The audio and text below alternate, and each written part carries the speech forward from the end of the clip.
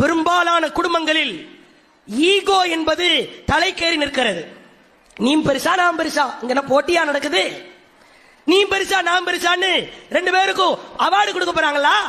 அல்லாஹ்வுடைய தூதர் சொன்னார்கள், யார் விட்டு கொடுக்கிறாரோ அவரின் அந்தஸ்தை அல்லாஹ் உயர்த்துகிறான்.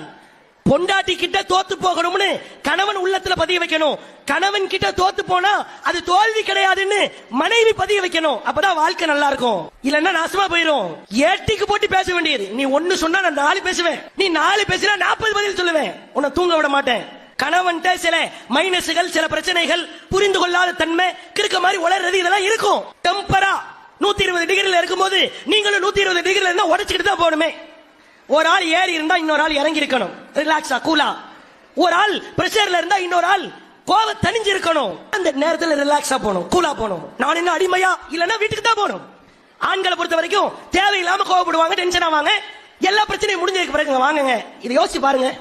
இப்பெல்லாம் நீங்க பண்றது உங்க மேல உள்ள தப்பு தானே? அப்பதான் அவனுக்கு புரியும். இவள் அன்பான மனைவியாக இருப்பாள்.